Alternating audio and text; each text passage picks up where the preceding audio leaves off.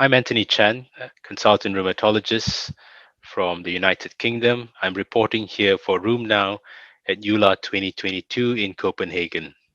There have been a lot of interesting presentations in the field of spondyloarthritis, and we'd like to share with you a plenary session that was held today, looking into the topic of axial psoriatic arthritis as compared to axial spondyloarthritis. This has been a topic that has been going on for some time now, whether there are separate entities or whether they are of the same condition, but just an overlap between two different presentations. So in this plenary session today, we heard from Professor Philip Halliwell from Leeds, who talked about the history behind the classification of psoriatic arthritis and led into the discussion with regards to whether these are similar conditions or whether they are separate. So firstly, axial psoriatic arthritis is the presence of axial symptoms or spinal symptoms in a patient with psoriatic arthritis. Whereas in axial spondyloarthritis, the predominant feature is that of the axial skeleton with no or little psoriasis in the presence of symptoms in the spine.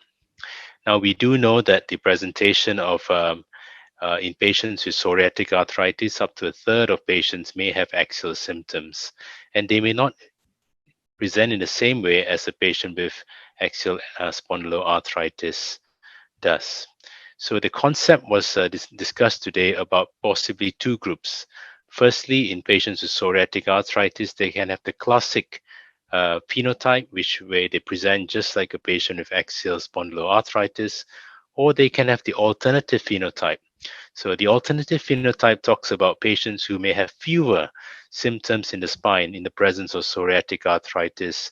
There is less symmetry, so they may have more unilateral form of spondyloarthritis in the sacroiliac joints. There is increased cervical spine involvement, and the syndesmophytes are also slightly different compared to the classical form.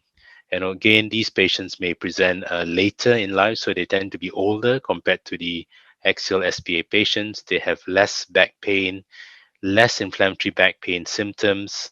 There are more females than males in this group, and there's less limitation of movements.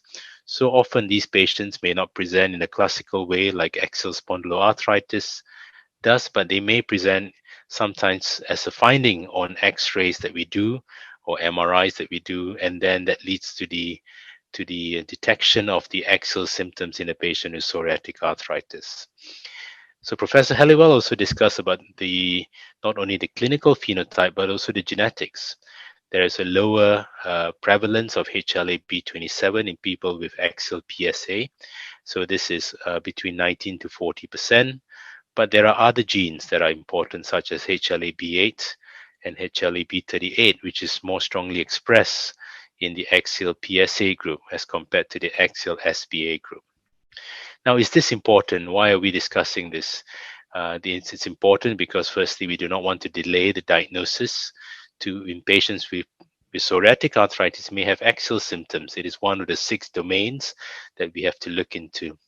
And also because there are effective therapies now that such as IL-17 inhibitors, IL-23 inhibitors may have a differential effect on the peripheral joints as opposed to the spinal joints.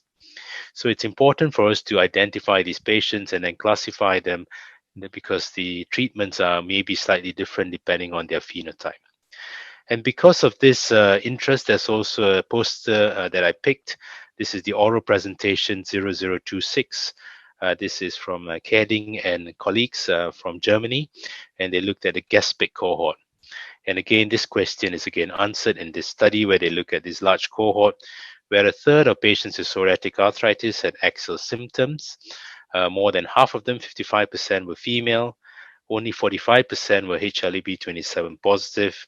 And most interestingly, only 20%, 1/5 of these patients had sacroiliac joint involvement, whereas the rest of them had the spinal involvement. So there is clearly an overlap in some of these patients, but also the study is showing us that they're slightly different. They tend to be more female, less B27, and less involvement of the sacroiliac joint compared to the remainder of the spine. But equally, a significant number of them had inflammatory back pain, 75%, Of them, 45% met New York criteria for ankylosing spondylitis, and in these patients, they also had sacroiliac involvement. So there are things that may result in them looking the same as XPA, but equally we're starting to understand that there are many other features that are teasing them apart and making them separate from axial spondyloarthritis. What it appears that we do need research into the whole field of axial PsA and also better classification and definition of this condition in order for us to do clinical trials in the future. Thank you very much. I'm Antoni Chan reporting for Room Now from Copenhagen.